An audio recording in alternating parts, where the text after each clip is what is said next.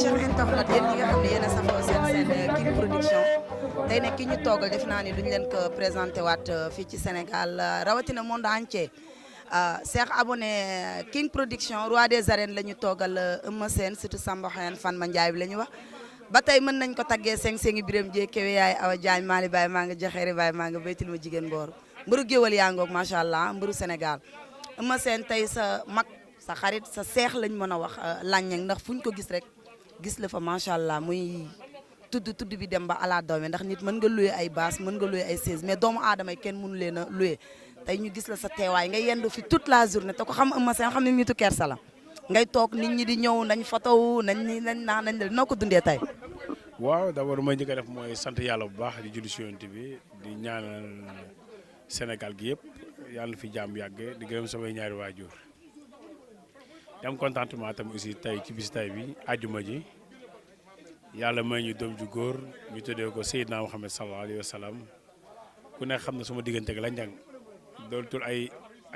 xarit mais sama doomu ndey la suma frère la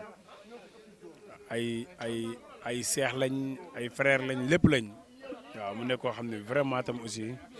nit ku baax la xam nga nit ku ñeme dëgg xam nga nit bu jub tamit aussi vraiment tey bisam bi suma bis xew bi suma xew la waaw wax dëgg yàlla suma xew la ma ci sant yàlla nag bu baax a baax yàlla mu ñu may jàmm ak tal ak fekkee may ñu doom bu góor di am contentement tam aussi bu baax a baax di nuyu jabaram di nuyu tamit yaayam di nuyu famille bi yëpp vraiment gis nañ ñi daal seen taxawaay rafet na. taxawaay sa soxna xujjee ci bés bi ñu gis ni ñëw na xottil jabaru làññang solal ko jàpp ci en général ay ñaari xarit bu ñu daan andi seen i jabar ay wujje la ñu nekk mais heureusement ñoom esprit boobu nekkul ci ñoom. non c'est la famille ñoom ay mag ay sœur lañ ñoom ñaar xam nga ni ñu mel maag lañ rek ñoom ñaar noonu lañ mel xew bi xewam la. kon tamit aussi ñun tam bu ñu xewle woon moom tamit noonu la ciy demee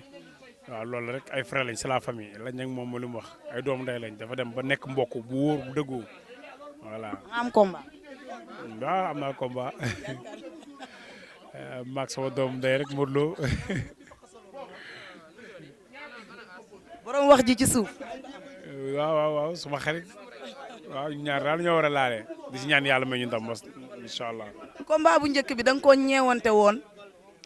yërëm ko jàpp ne benn kii la nii rek benn waya buy soog a ñëw gars yi di ko sot-sotoon ndekete boobu moom mi ngi lay préparé bu yàgg mbaa préparé nga ko bii yoon. waaw làmb la rek xam nga làmb la ñu ñaan ñooy mayante xaalis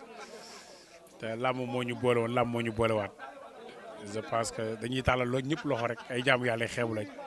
di ñaan yàlla suñu borom bi defoon ci ndam ñu dugg ci bisimilahi rahmaani rahim gën ci alhamdulilahi rabbil alamin waaw tey nag moom bi si xew la yaa ngi may dugal foo xam ne mooy loolu waaw mi tey moom dañu am xew xam nga di ñaanal doom ju gudd fan ànd ak wér xam nga am wërsëg bi baawar ba ñëpp xaj si. sànq dafa am lu ma laaj jat li loolu tam bëgg naa bala ngaa jeexal ñu laaj la ko mooy que ni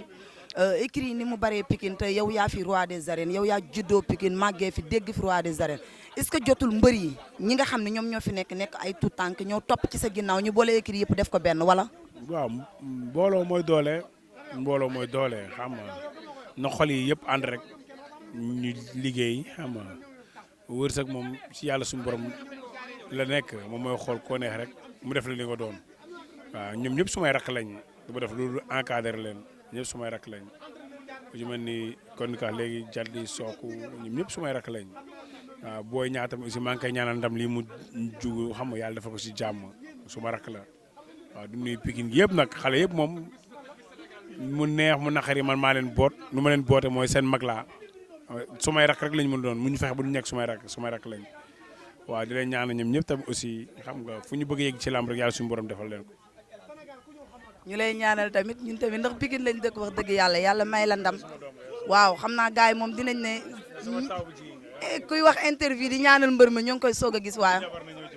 ah bëgg jabar na ñëw ci man.